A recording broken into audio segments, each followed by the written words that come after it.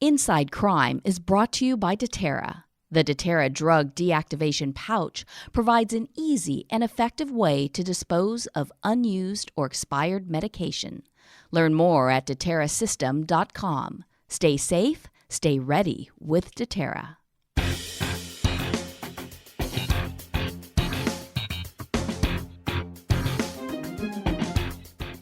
I'm Angeline Hartman. I've spent my career as a journalist covering some of the worst crimes in history.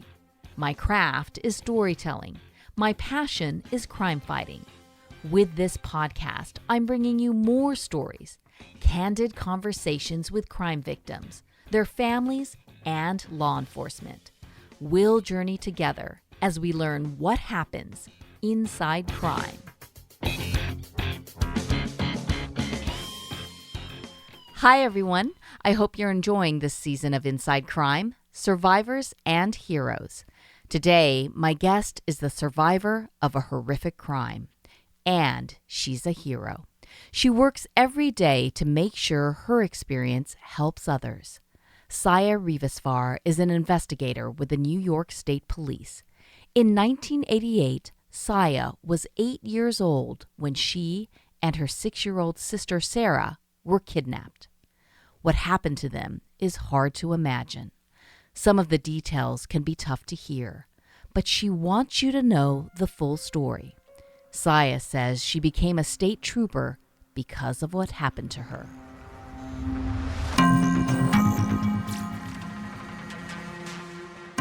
I wanted to be someone that could make a difference in a person's life, and specifically with children and,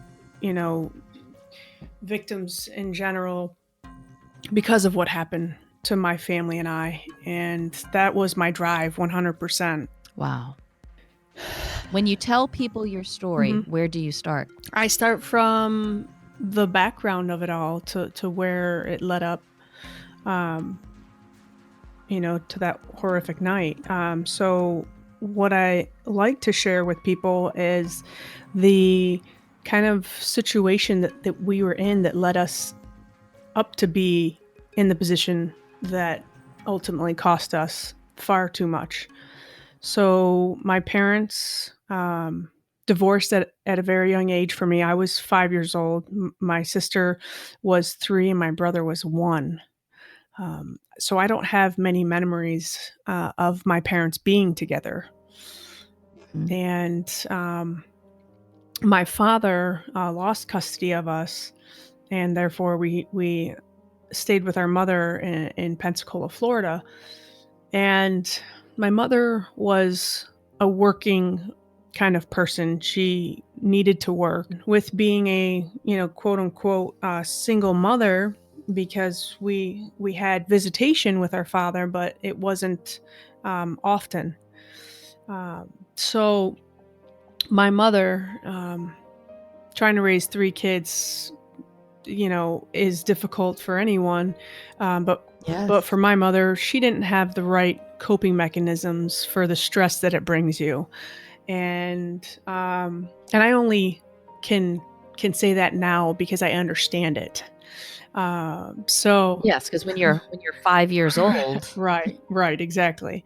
So I didn't understand, as I was trying to make breakfast for my brother and sister, as I was trying to make sure that, my brother and sister were, getting changed and we weren't getting in trouble with our mother for doing kid-like things.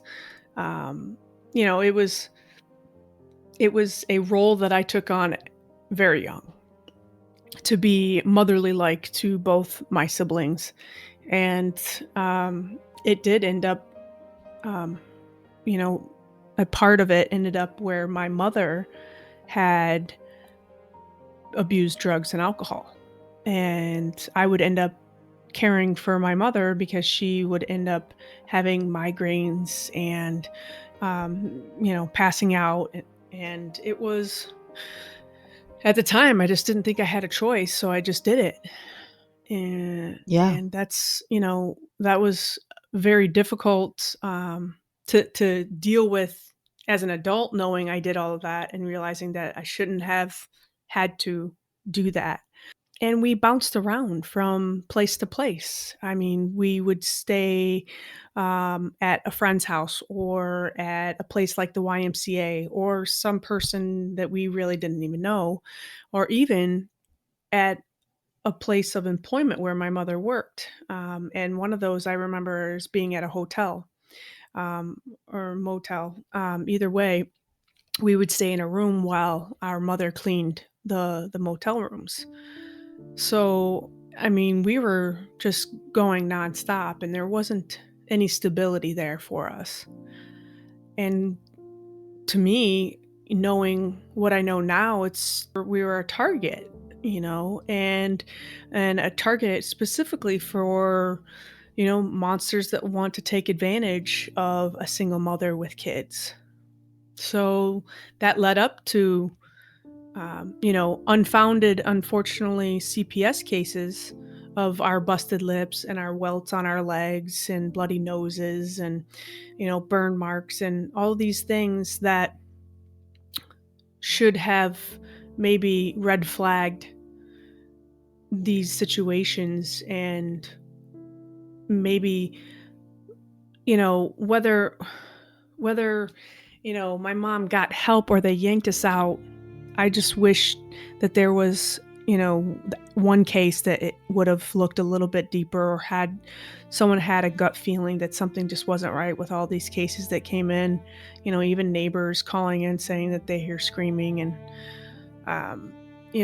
it's just unfortunate to where there were so many people involved in our lives. And even at school, the teachers would ask about certain injuries, and it came down to it where the teacher was told that it wasn't her business and that she needed to step away. And are you saying like the injuries were from your mother Right. or friends of your mother's or different people? It would be abuse by my mother. She would attack us with belts or wooden spoons, and then those wooden spoons broke and she went to metal spoons. I mean, anything she could grab, because the hand was no longer effective. And so she went to like branches or twigs off the trees to whack, our legs.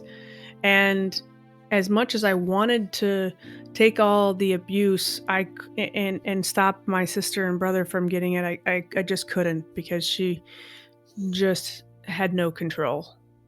And and it was unfortunate, and that led her to have people that were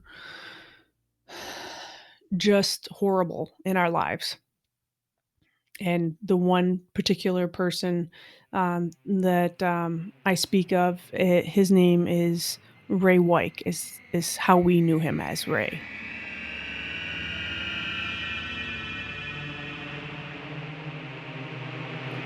And Ray came into our life in 1987, around that time frame. And So you're about 7. so I was about 7, right? And she's a boyfriend of your she mother, yeah, or he was a I boyfriend. was, That's all right. He was a boyfriend of my mother's at the time. And so we did things with him and his family. We would go places such as pool parties and barbecues and boat rides and those types of things. so things are good. She's dating somebody. It seems stable. You guys are a family, right? Well, that's what it would have appeared to be. But behind the scenes, Ray Wyke would pull me aside from everyone else, get me away from all the adults and other kids. And he asked me to keep a secret. And this secret consisted of, he would get me things such as candy or some type of treat, as long as I didn't tell anyone that he was molesting me. And any chance he got, he did that. He would come into our bedroom while we were taking naps, and he would, even on a boat, take me into a different section of the boat, and he would molest me there. In the pool, was surrounded by all these other kids. He'd be the only adult in the pool, and he would still be able to molest me in the pool. That incident that I recall was his son's birthday. And I got out of the pool once he had done that to me, and I went into the house. And before I got into the house, my mother actually stopped me. And I can remember it as clear as day that she stopped me and she said, "Is Ray touching you?" And I was so afraid and scared that Ray would hear me. I told her no, and I ran into the house. I Mm. thought at that point she knew. She has to know something is up if she's asking me that question. Mm-hmm. But what I don't remember is us not seeing him anymore. So that didn't stop when I thought it would. So, in other words, you think that in your mind, you're 7, you think she asked me, so she must know something's going on. So, he's no longer going to be a part of our lives from here on out Exactly. because the mother's going to protect her child. Right. Exactly. And unfortunately, that's not what happened, because we did see him again. It was September 21st, which was a school night. So this is like, a rotating year. Um, so I've turned 8, my sister's 6, and my brother is 4. And we're in an apartment in Pensacola. Now, this apartment is the first apartment of the complex. When you pull in, our apartment is that first apartment that you see when you pull in. And the back door is viewed from the street, and our front door is where the parking lot is. So, as a usual thing, my mother was going out to the bar to drink and relieve stress. So, she actually had another boyfriend watch us. And this wasn't anything uncommon. She had multiple boyfriends. So, It's a school night. mhm, right. So at this time, my sister and I share a bedroom. We have bunk beds. And then my brother, just around the corner from our bedroom, he has his own room. My brother goes to bed, and I talk to my sister, and I tell her, thinking that this is a great idea, trying to be a big sister here and keep us from getting into trouble. So I tell her, "Sarah, we should wear our school clothes to bed. That way, all we have to do is roll out, brush our teeth, eat our breakfast, and we wouldn't miss the bus like we have done in the past, and we have gotten in trouble for it." So that's what we did. um, Something that's very key for me, because it was that time of my life that was, something I looked up to, was I had brand new sneakers that I wanted to wear. And these brand new sneakers were Punky Brewster sneakers. And she was my idol during that time. Punky Brewster. Yes, exactly. So you remember Punky What are you going to Brewster? tell me? You wore Punky Brewster's I sneakers to bed? wore my Punky Brewster sneakers to bed. I was stoked about Really? that. I did. I did. And So cute. and I was the t-shirt and jeans kind of girl, and my sister was the skirts and dresses and blouses kind of girl. So we were completely opposite in that fact. But um, anything else, I mean, we were besties. We tried to match clothes when we could, and we wanted to be twins, but we weren't. But we were very close, and we would do anything for each other. Going back to that night, we fell asleep, and The And you're wearing your clothes because you're ready for yeah, school yeah, tomorrow. and, You're our bedtime was around 8 o'clock, so, we fall asleep, and the next thing I know is I'm being carried from my bunk bed by Ray, and so I realize it was him. I don't think anything of it because, again, obviously I know him and I know, um, that there's a relationship with my mother, so, I don't think anything of it. He, takes me through the back door of the apartment and puts me in to his car, which is parked out right front of our apartment. Not in a parking space, but just in front of our, apartment. I mean, he basically carries you out of bed Mhm, from your bedroom mhm. into the car. He's not saying anything where you're going or Nope, nope, trying to hush you or anything like that. You're nope, and actually partially sleepy, I'm that's imagine. exactly what happened. So, half asleep, when I opened my eyes, I asked him where we were going, and he said to go see my mother, and I didn't think anything of it because I knew she was out drinking. So he moves you from your bedroom to the car and you don't think anything of it.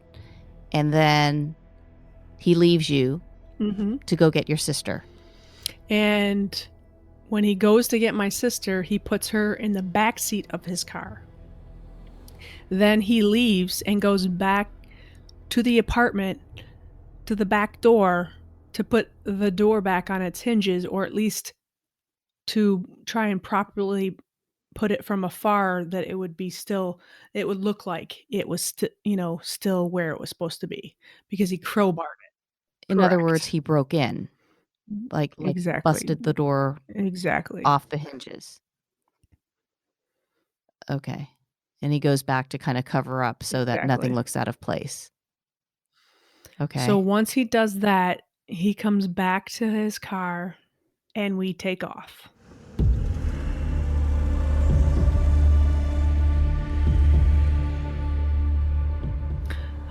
Both Sarah and I fall back asleep.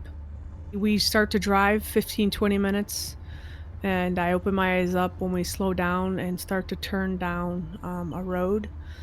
And we get down this dark dirt road just covered in trees on both sides.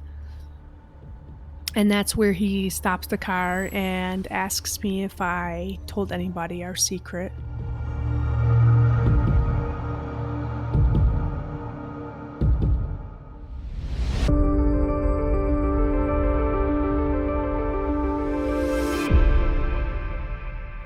Inside Crime is brought to you by doTERRA. The doTERRA drug deactivation pouch provides an easy and effective way to get rid of unused or expired medication. The doTERRA pouch makes addictive drugs like opioids unusable in minutes. Just place the medication in the pouch and mix with water. Be a part of America's solution to reduce drug abuse. Learn more at doterrasystem.com. Stay safe, stay ready with doTERRA. We start to drive 15, 20 minutes, and I open my eyes up when we slow down and start to turn down a road. And we get down this dark dirt road just covered in trees on both sides. And that's where he stops the car and asks me if I told anybody our secret. And I had told him no, obviously I haven't. And then he says, well, um, I have to get some things out of the trunk. And so he goes to the trunk and comes back and he starts to tie up Sarah's feet together and her hands with tape and material that he has from the trunk.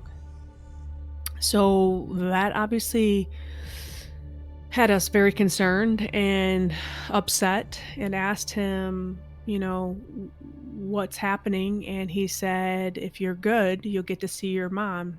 She's just down the road.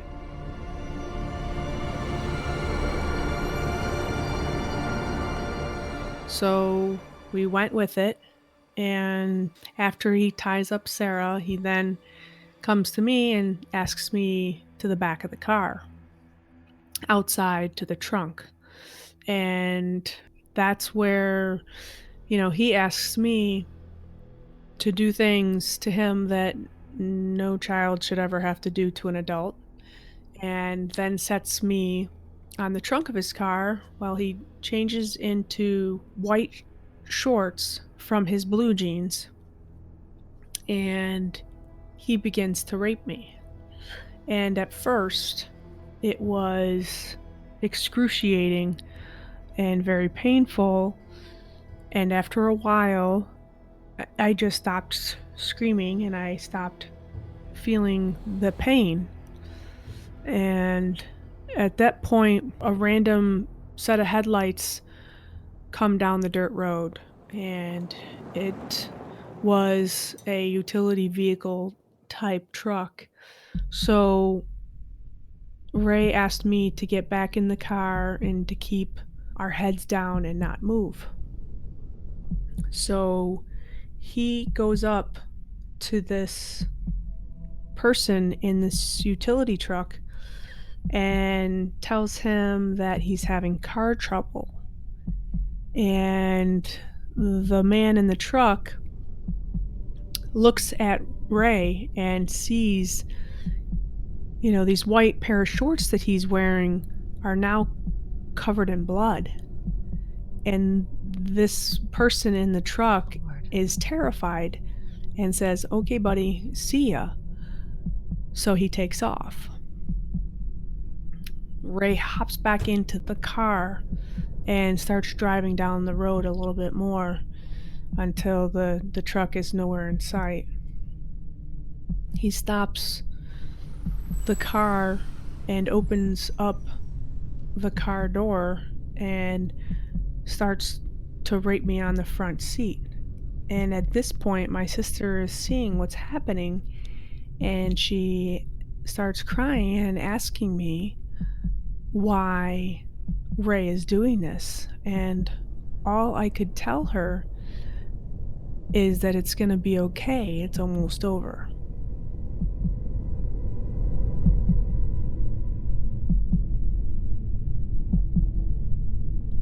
And so day breaks, and Ray tells me to put my pants back on. And so I do that, and he has me stand outside the car. And he goes to the back seat and he picks up my sister. And that's when he tells me to start walking into the woods, and he'll tell me when to stop. So I'm walking in this cleared sort of pathway into the woods, and there's a large tree where he tells me to stop. He places my sister on the side of the tree and then stands before me and tells me to say my prayers. So while I'm saying my prayers, he takes out a knife and begins to cut my throat over and over again. That's where I put my one hand on my throat, I look at the blood, and I drop down to the ground. I close my eyes and play dead, because I know that if he knew I was still alive, that he would come over and kill me indefinitely.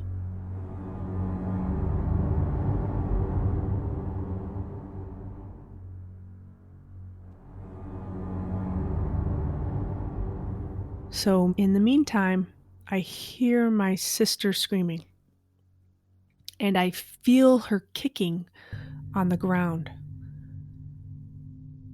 And it's continuous for moments, and all of a sudden it stops. And I feel Ray jump over my body and run out of the woods, and I hear his car door slam and the car take off. I knew that this was the only chance that I had.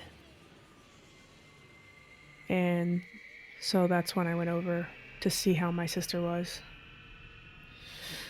And I call her name out. Sara, Sara, over and over again, looking at her. I knew that what I saw of Sara, that she was no longer alive. There was so much blood covered on her neck, and her eyes just wide open, that he cut her neck so bad that he nearly decapitated her.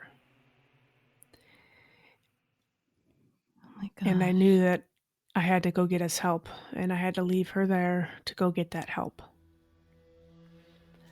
So I'm walking out of these woods with one hand on my neck to try and stop my bleeding. And I start walking down this dirt road, and miraculously there is a blue pickup truck at the end of the road on the interstate. So I take my other hand and I wave it down, and I walk up to it, and there's a couple in the truck, a man and a woman.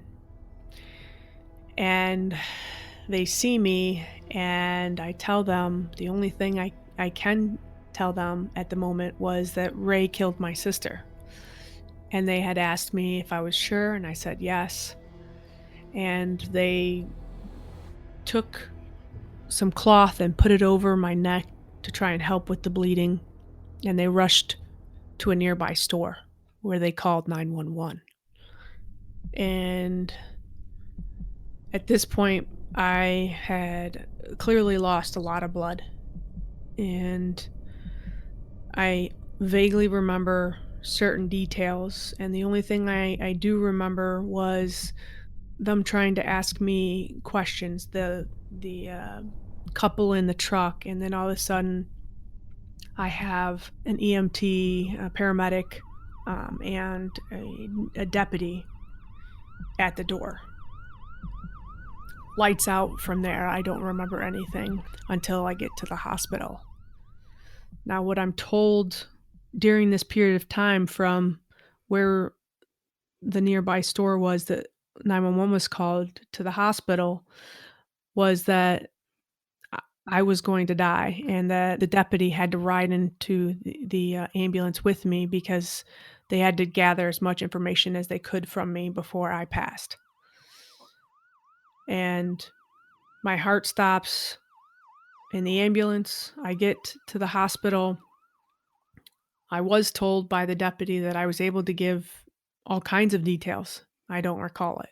The moment I do wake up in the hospital, I'm in a very large room where there are several people around me cutting off clothes and throwing them in paper bags. And I'm rushed into surgery. At that point, I come out of surgery, and the doctor comes to us and says that it was by the grace of God that I survived, because the tip of the knife rested at my jugular.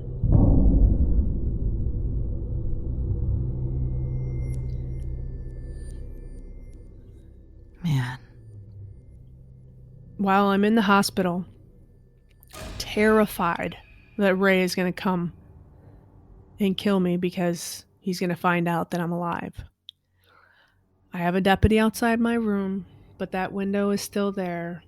And knowing he broke into our home, why wouldn't he break into the hospital?